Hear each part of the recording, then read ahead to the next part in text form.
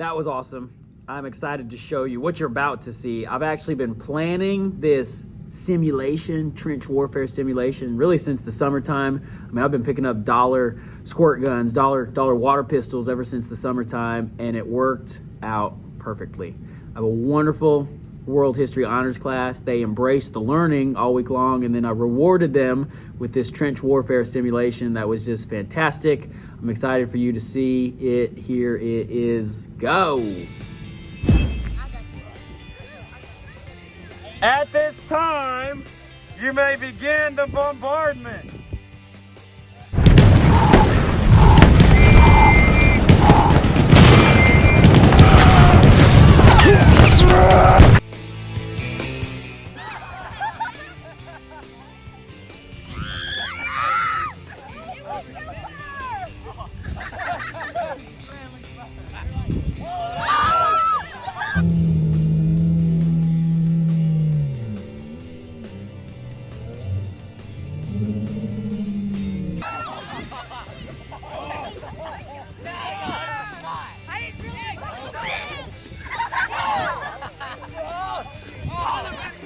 It's a squibbler. Finally with the money.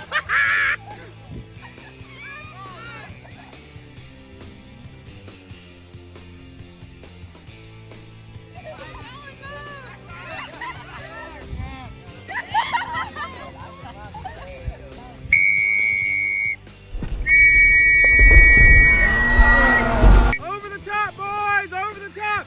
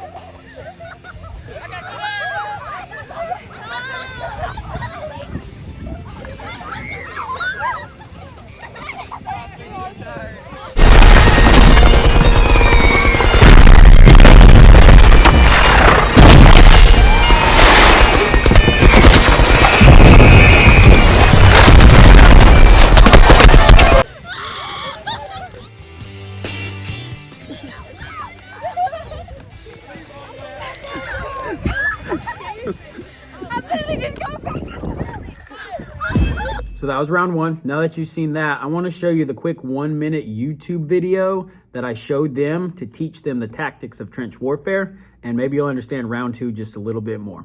Here we go. The Allies launch a counterattack, so the Germans dig into defensive positions. The Allies do the same. Then both sides move north, trying to outflank each other along the way. When they reach the sea, they're in a stalemate with trench systems running the whole way from the coast to Switzerland, the beginning of trench warfare on the Western Front. Here's how trench warfare works. Two opposing lines of trenches with no man's land in between. One side would pummel the other with hundreds of thousands of artillery shells, sometimes for days at a time. This had a huge psychological effect on the soldiers, leaving many shell-shocked. Then, the attacking troops would leave their trenches and rush across no man's land, a muddy wet mass of shell craters and barbed wire. The defending trench would unleash machine gun fire on the attackers, inflicting thousands of casualties. The attackers would send wave after wave until either they gave up or the opposing trench was finally overrun. There would be months of fighting and the deaths of thousands in order to gain a few meters or kilometers of land. Living in the trenches was hard work too.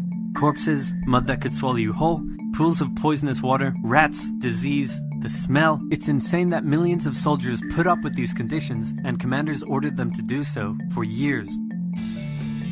Begin the bombardment.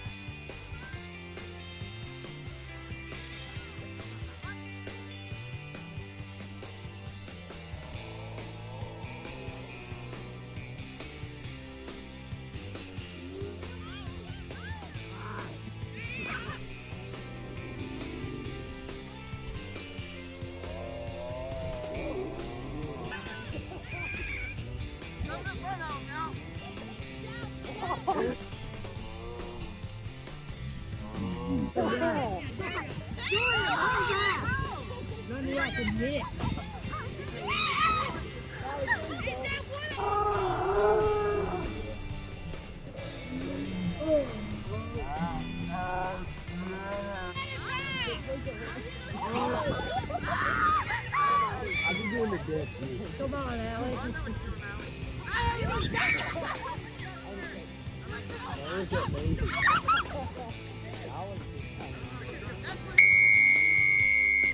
Over the top, boys! Over the top! Stay in your trench line! Stay in your trench line! Yeah, right.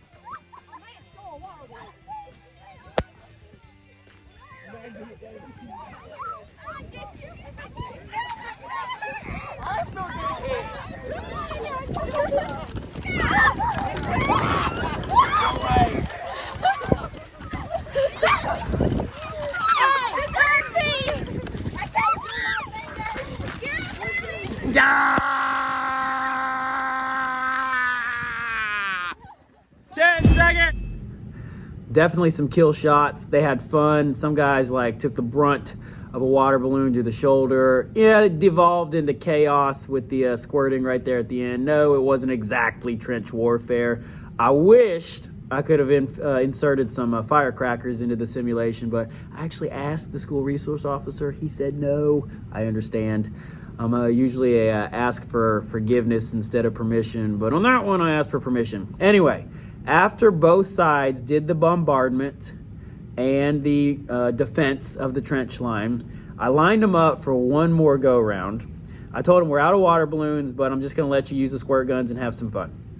But I had one young lady, I handed her a soccer ball, and I said, I want you to go out there, I want you to peek your head above the trench line, I want you to walk to the middle, and I want you to offer a truce and sit and offer to play soccer, much like the Christmas Truce of 1914. And, well, you'll see what happens. You guys suck. You suck even worse. You smell like wet salt.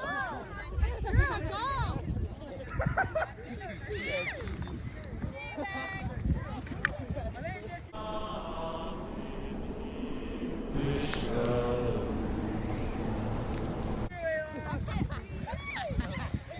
That's the best you got? That's your smack talk?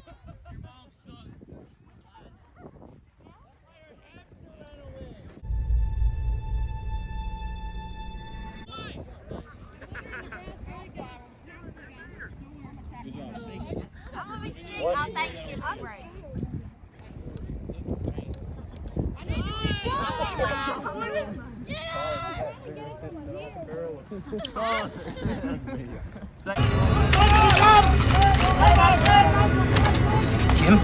Jim! No! Come on, no, don't do it!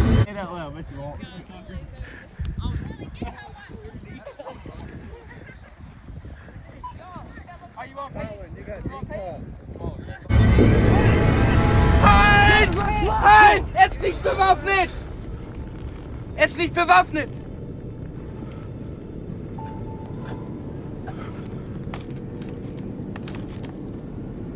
Nein! Jim! Otto, nein!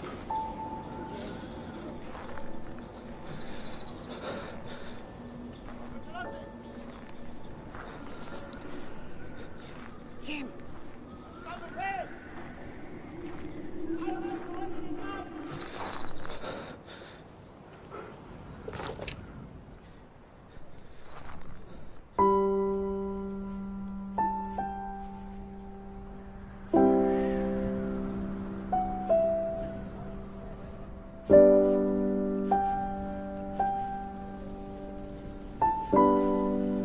My name is Jim.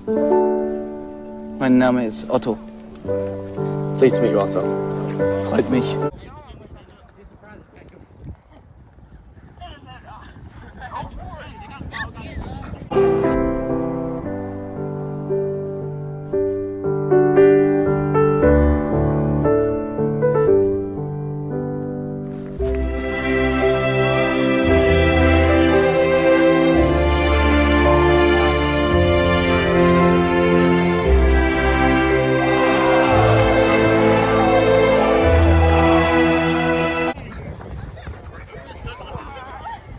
Y'all want to play?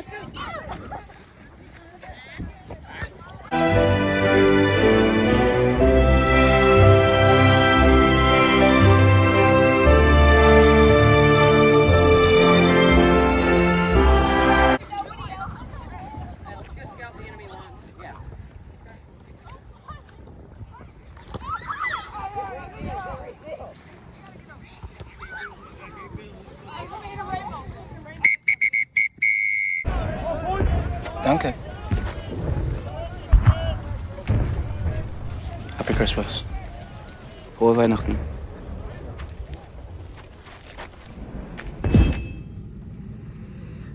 I'm not crying. You're crying. That was not planned. That was not coached. I only handed her the soccer ball and gave her the idea. The rest of it just happened. And I couldn't have imagined a more perfect ending to our trench warfare simulation than to also have a bit of a Christmas Truce of 1914 part of our simulation as well. After that, I broke out a case of U.S. Army MREs. I'd previously given them some teaching, tiny teach on what trench warfare food would have been like. Food on the front culminated in showing a picture of soldiers who had been rat hunting. Literally, they would eat rats in lieu of their rations sometimes. But we ate brown bag MREs. Felt like a Boy Scout Jamboree out there. My favorite statement of the day was, "This is better than school food. Can this replace school food?" I told them I'm done eating MREs. I've eaten all my MREs in a career. Choked down a MRE in 6 minutes and a gallon of water to boot. Plenty of times. But they enjoyed the MREs. It was the first time for many of them eating a military MRE, and I was really it's just fun to introduce them to that. I really think that maybe, just maybe, recruiters, I'm doing some of your work for you, and maybe we'll have some future recruits out of this activity. So round it out here, show you the what looks like a Boy Scout Jamboree. My students on the former battlefield, now they're grouped up eating MREs and just having a good time with it all. Gracie, what'd you just say? They should make this what? The new school lunch. It's time consuming. Oh, they're supposed to sit in here. How can you tell if it's warm or not? Got a regular Boy Scout Jamboree going on over here.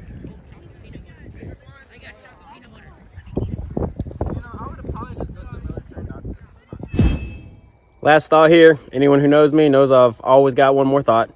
I just want to say that the reason we were able to do a simulation like this is because we've already done the learning. This is an incredible class. They buckled in. They worked real hard on the big ideas of World War I. We started with the main ideas of World War I: militarism, alliances, imperialism, nationalism.